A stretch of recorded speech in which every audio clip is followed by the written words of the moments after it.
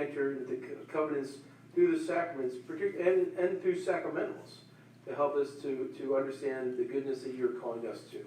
We ask this through Christ our Lord. Amen. The Father, the Son, and the Holy Spirit. Amen. All right, so what's your knowledge of blessings and indulgences? Right. Well, you probably understand the blessing that you give at the mealtime, right? Grace. Right. Well, I'll tell you right now, I was like, I don't know what to do. I don't know how much information to put up there. So I made a mistake. I called a buddy of mine, a priest who was ordained a year after me. And he went to, after he taught in high school, he was in the parish, he was sent to Rome for 5 years to study blessings. Oh my. 5 years. Just to study blessings. And I asked him for a slideshow. And I opened his slideshow and I thought, I have no idea what he's talking about. Half of it was in Greek, a third of it in Latin. I was like, I don't even know what these terms mean. There was a couple slides that I left because they were more simple. But it shows you that, you know, the priest is one who gives blessings, but we have a priest that went for 5 years to study the complexity of blessings in the Old Testament time, the New Testament, in the early church, throughout the history of the church. So we think blessings are simple, but it's complicated, like everything else, right? And that should be another sign to us of the awesomeness of our faith. You know, that someone can study blessings for 5 years and not even scratch the surface because God is beyond our imagination, right? So, blessings and indulgences, what keeps us Catholic? All right. So we're familiar with different types of blessings, right? Blessings. The rite of blessings are ceremonies and prayers performed in the name of and with the authority of the church. It's conferred by a dual qualified minister, bishop, or priest, which persons or things are sanctified as dedicated to divine service, or by which certain marks of divine favor are invoked upon them. Pretty clear how I dumbed that down, all right, to make it more simple to you.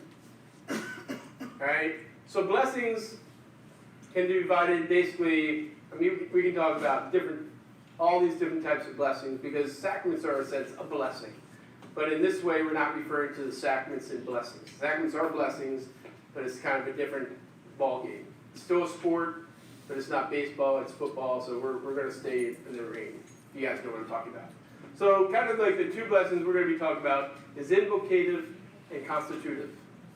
Invocative blessings are those in which divine begotteny is invoked to bring some temporal or spiritual good without changing their former condition. So a blessing is placed on a person or thing, but it's not changing that thing or that person. All right? So of this are the blessings given to children and to articles of food, etc. All right? So the kids stay kids. They haven't changed, but we're giving them a blessing for their protection and yours. Constitutive blessings are those that permanently dispute persons or things to divine services by imparting to them some sacred character, by which they are held to assume a new and distinct spiritual relationship, conferring a sacredness so that they cannot be devised of their religious character or turned to profane use. So what are the things that we bless that have a particular purpose can be only used for that purpose after that blessing? Of these are churches. Has everybody ever been to a church blessing? I mean, when I was a deacon, the parish that I was helping out in a summer back in Maryland invited me back for their church blessing, and I thought it was just going to be like a regular ceremony. You have to have a bishop there, right? And you oil everything, the walls, the altars. I mean, it's a huge ceremony, right? Those things are consecrated.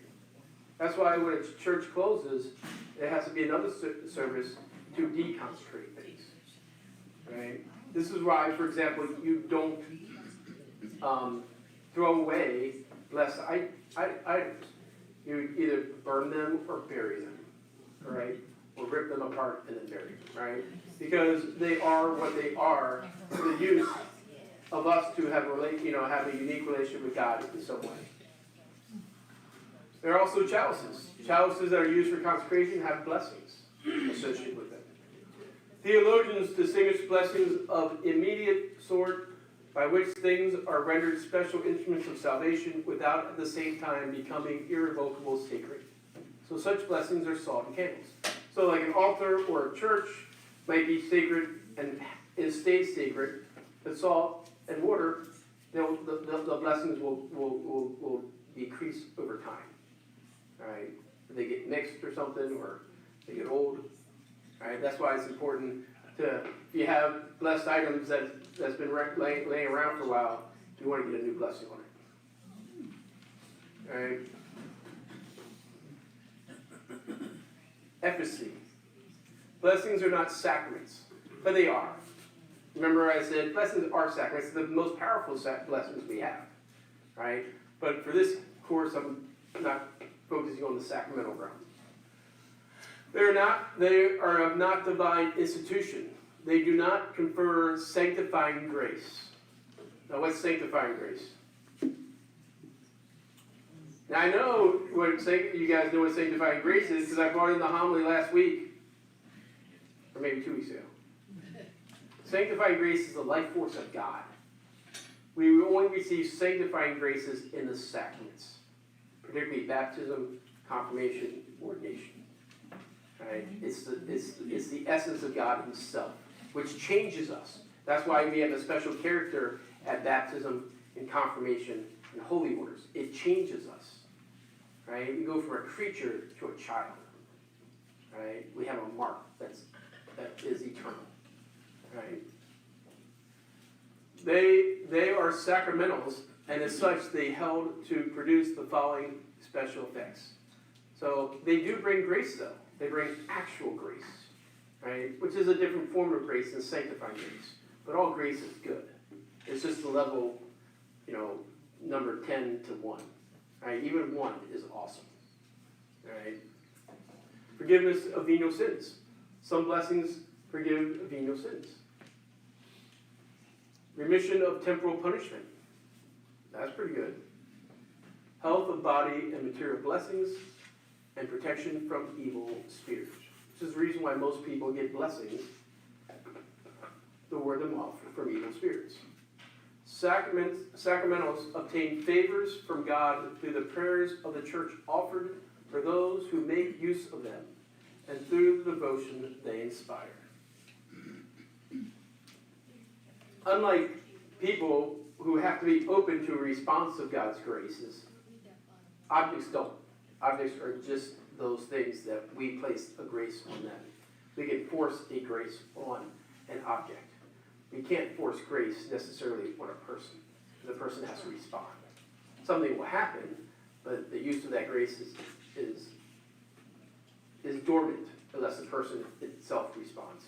But objects, we can do. Did that make sense to everybody? All right, you guys are smart. St. Augustine. Everybody knows who St. Augustine is, right? 5th century church father. See all those little things in the bottom, I think in Latin, that's from Father Ruiz. All right. I kept some of his slides, but I don't know what they mean. So, St. Augustine. May our souls bless the Lord, and may God bless us. So we see the blessings that God gives his people throughout the scriptures and today. When God blesses us, we grow. And when we bless the Lord, we grow still the more. We benefit from both realities. The blessings of the Lord precedes us in our regard, and it follows as a logical consequence that we bless the Lord. Right? Now, our blessing doesn't do anything to the Lord, right?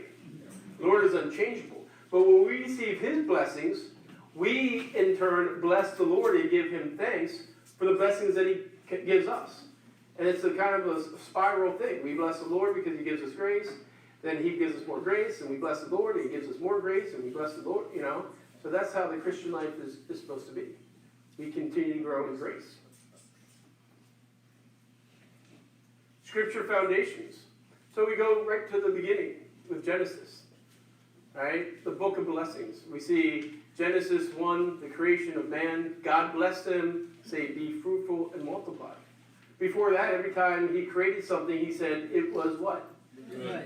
And then when he created man, he said, very good. Right? Which means that's why man is the dominant creature. Because we are very good in God's eyes. But then even though we're very good, Adam and Eve are very good, they're without sin, he offers them another blessing. And what blessing was that? What was the blessing that God gave Adam and Eve? Before that. This blessing comes before children, right? What blessing? Marriage. Yeah. This is interesting. You know, this is the root of the sacrament of marriage. And that marriage is a covenant relationship. Right? Because although they're perfect, and there's a natural thing for them to have children, God wants them to be in a blessed marriage before. Right? This is why marriage has always been understood as the primary role of marriage is to beget children. You know, love is a secondary thing. Love grows, love matures. But the human species has to procreate, and the Lord wants the people to procreate in a blessed union. Right? So he blesses them, and then he says, be fruitful and multiply. I'm giving you permission. I'm giving you okay to fill the earth. I filled it with 2 people. Now I'm giving you my blessing, my power to do that for the rest of the world. He has a covenant with Noah. God blessed Noah and his sons and said to them, be fruitful and multiply, fill the earth and subdue it. So we see another blessing of marriage that God does after he cleanses the world with the flood. He still needs to make sure that they're in a sacred union, blessed by God. Genesis 12, Abraham's call, or Abram's call. The Lord said to Abram, I will make you a great nation, and I will bless you. I will make your name great, and so that you will be a blessing. I will bless those who bless you, and curse those who curse you. All the communities of the earth shall find blessing and in you. All right? So that line talks also about the hope that the whole world will follow the Lord with the same faith, right? This is why we say Abraham is our father in faith, right? And what does Christ end up doing to fulfill this prophecy? Because Christ fills this prophecy, right? How does he do that? He dies on the cross to redeem the human race, and he calls everybody, all nations, to be baptized, right? So that they are blessings, and they are blessed. Because once we're blessed, then we can be blessings for the world, right? We're given God's power to go forth in the world. Genesis 22, the testing of Abraham. I swear by myself. So we see the Lord making an oath, a solemn oath to Abraham. I swear by myself, declares the Lord, that because you acted as you did, in not withholding from me your beloved son, I will bless you abundantly, and make your descendants as countless as the stars of the sky and the sands of the seashore. So we see the Lord making a solemn oath, right? This is how covenants happen. You know, God swears, then we swear back to the Lord, right? He blesses Abraham because Abraham is faithful. And so part of the blessings we receive is because we receive blessings because we're faithful and we're trying to be more faithful, all right? So blessings come about by our faithfulness, all right? Old Testament blessings, parental and priestly. Jacob's deception. Guys all know that Jacob was the younger of the son. I forget the older son's name. Was Esau. Thank you. See how smart you guys are. Esau. And it's interesting because Esau was able to give a blessing. And the blessing was his inheritance, his authority, his power. right? And that naturally went to the oldest, right? But God allows for the youngest son to trick Jacob, right, to receive the blessing. And once that blessing is placed, even though it was discovered later that he wasn't the oldest son, once a blessing is put on, a blessing remains. And even Jacob had to honor the blessing that he gave to his son. All right?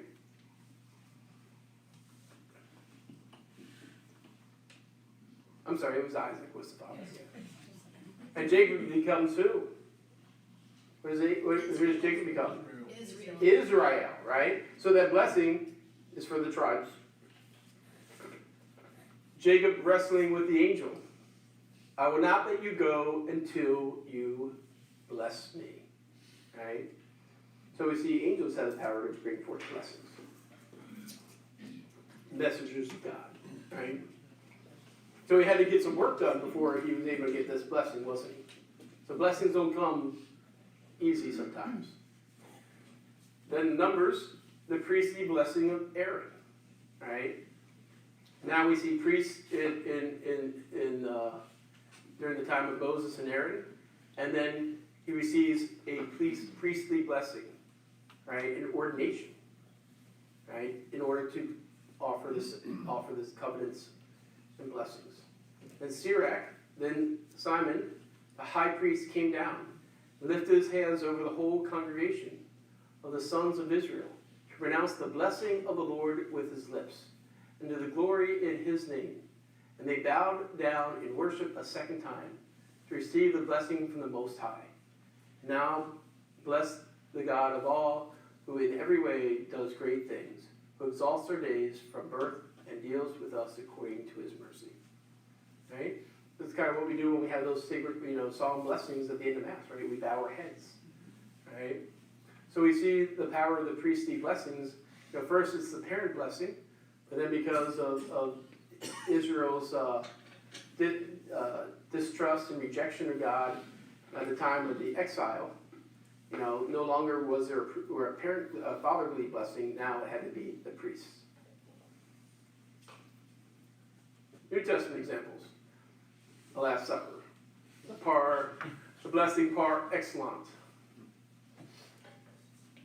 the farewell blessing of Christ.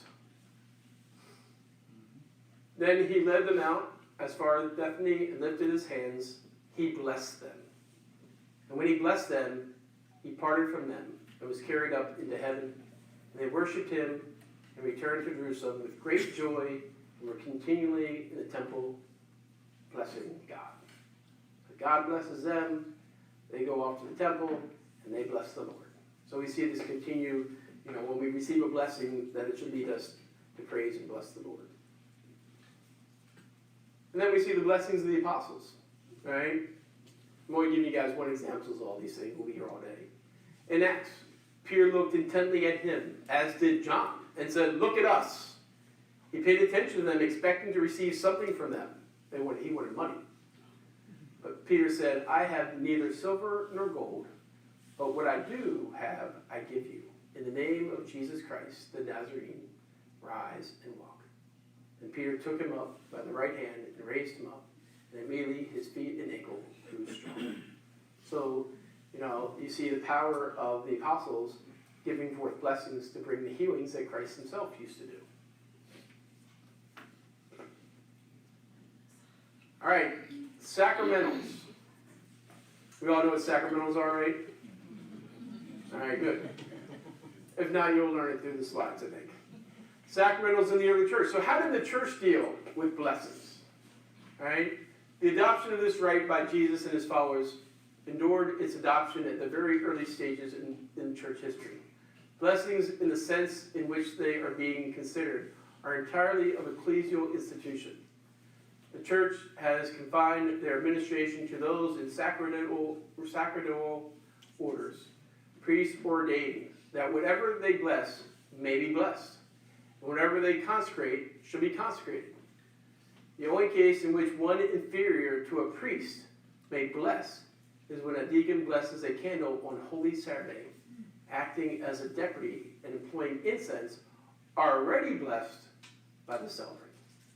Right? So it's showing how sacramentals are used in the liturgy, particularly here in the Easter Vigil. Apostolic tradition was a document that came from around 215 to 350. I don't know what that Latin is. Anybody knows? Again, these are his slides, not mine. Blessings took place immediately after the Eucharistic prayer.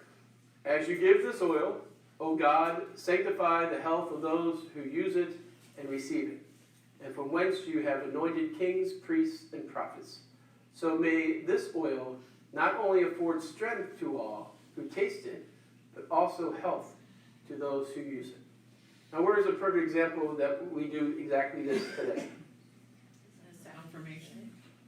Even before confirmation. I know this is a hard one. Takes place at the cathedral. Ordination. When the bishop blesses the oils for the year at the Chrism Mass.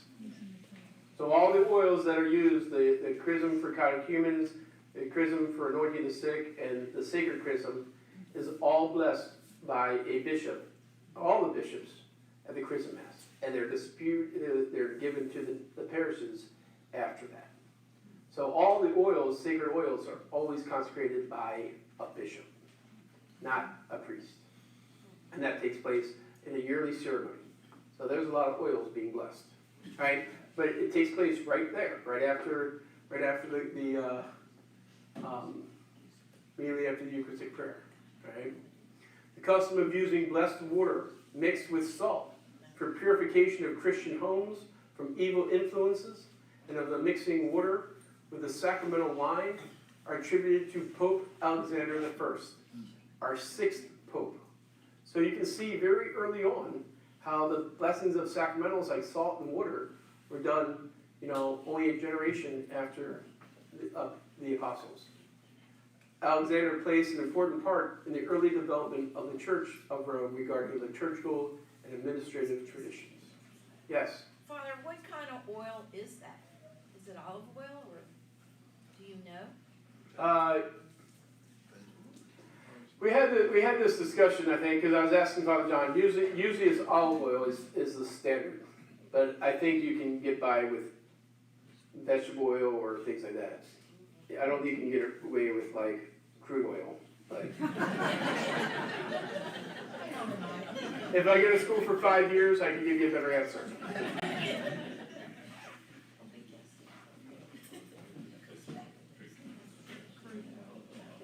All right, what does the Middle Ages see about the sacraments? Well, who else should we go to? But the great Thomas Aquinas, right? His Summa Theologica, all right? It seems that there are many sacraments, for sacraments are defined as sacred signs of a special kind. Now, in the church, many other sanctifying acts are performed by means of sacred signs, such as holy water, the consecrating of altars, and other acts of this kind. Therefore, there are more than 7 sacraments. So, in the use of the sacraments, they're using a generic term, of what God, got an oath that we make, in a sense, when we receive blessings or give blessings, right? But there are 7 sacraments, but he's referring to, hey, there's other things that God uses to show forth his grace into our lives. The name sacrament is not given to holy water or other kinds of consecration because they did not produce the effect proper to a sacrament, namely the attainment of grace. And this, I'm sure he's referring to sanctifying grace. Rather, they have the force of making the subject ready in certain ways for the sacraments. They do this either by removing obstacles, as in sins, or alternatively, they produce certain positive fitness for the performance of the sacraments, as in the case of the consecration of the altar or sacred vessels out of reverence for the Eucharist. But I gave the catechumens a blessing today as they're preparing for the journey in the rite of receiving the sacraments.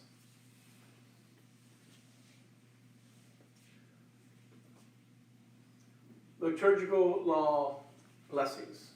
Ministers of sacraments. The minister of sacramentals is a cleric that is provided with the requisite power. According to the norm of the liturgical books and the judgment of the local ordinary, lay persons who possess the appropriate qualities can also administer some sacramentals.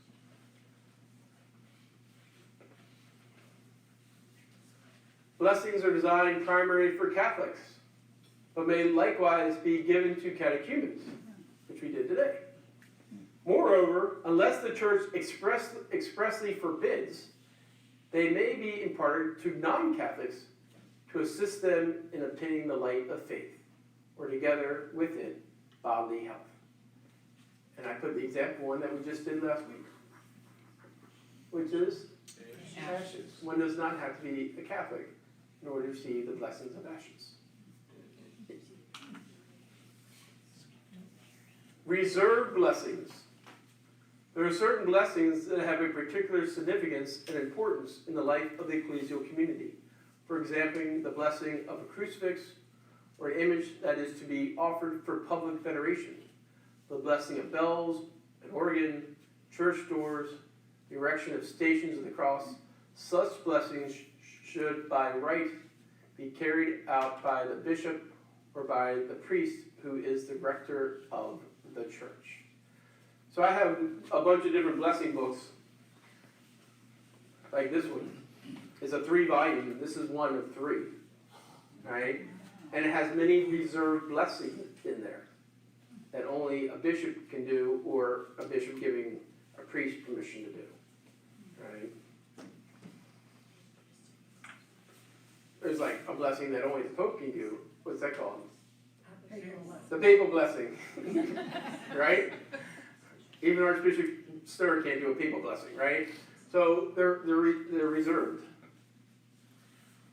Liturgical versus non-liturgical blessings. And I mean this in a general sense because, as my seminary pointed out, all blessings are liturgical in the essence, but in separating from what we do in the liturgy versus non-liturgy. There's a distinction between blessings in the context of the liturgy versus the blessings given to people and objects outside the liturgy. Objects used in liturgy have their own form of blessings, for example, holy water and the rite of baptism. So, even though I'm blessing water, there's different rites in the context of why I'm blessing. Like yesterday I had a baptism, later today I'm going to have a baptism, and the blessing for the water of for that baptism comes from the baptismal book. And I have to say that particularly prayer for the holy water, to make holy water for the baptism, right?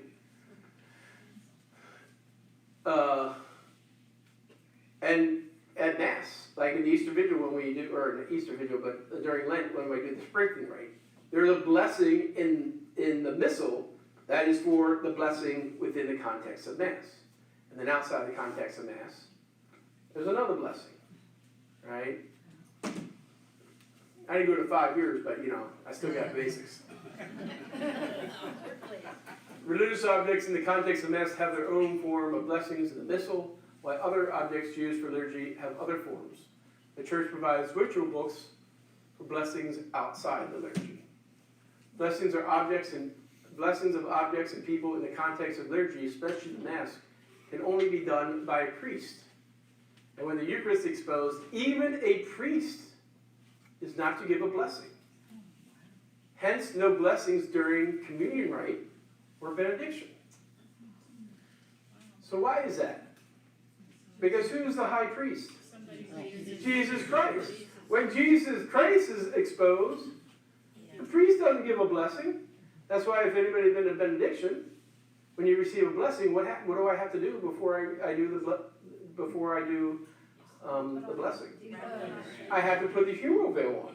Because I can't have my physical hands touching, because you're receiving the blessing from Christ himself and not from the priest. Right? And that's why, that during communion, it's the communion rite. And what do we do during the communion rite? We receive communion. That's all we do during the communion rite. So we don't give blessings. Even though I think every place in the world gives blessings during communion rite, we're not called to, because the Eucharist is exposed. And even a priest can't give a blessing during that time. Right? Where's the blessing that we get for those who don't receive communion? At the end, and that rite's called what? The blessing. Right? So communion rite, we give out communion. During the blessings, we give out blessings. So don't expect the priest to don't expect the priest to give you a blessing during communion, just like you wouldn't expect the priest to give you Eucharist during the blessing. Right? Things have their own order. They're reminding what's important. Right? And that's the reason. Even in the context of the Mass, a deacon can't give a blessing. Only the priest can give a blessing in the context of Mass. Right? Because that's the order of the sacrament. Right? So when the Eucharist is exposed, the priest can't give a blessing. Yes. I've seen in other churches, and maybe here at St. Anne, I don't remember, that people who are non-Catholic or are not Catholic yet will come up like this at communion. Mm-hmm. They're not supposed to come up. Oh. They're supposed to remain in your seats. If you're not receiving something, you stay in your seats. Okay. But most people don't know, so if they come up, I usually nod my head. Thanks for being here. I'll give you a blessing in 3 minutes. When the priest, we would all in front, be seated and kneel, and the priest would come down and distribute. Mm-hmm. And you were supposed to go like this. Oh, did you? When we all were Now, I don't know what the old rite says, because I never did the old rite. I guess I could have asked the guy who did the 5 years, because he studied the old rite as well as part of his blessings. But I don't know, were blessings allowed in the old rite either? No, they weren't. So they're just what priests kind of added. And we know from Doug's talk today that a priest can't add or subtract from the liturgy. Because it wants to focus on when the Lord's exposed, that's our attention. Okay? Specific types of blessings. Most items require a specific blessing.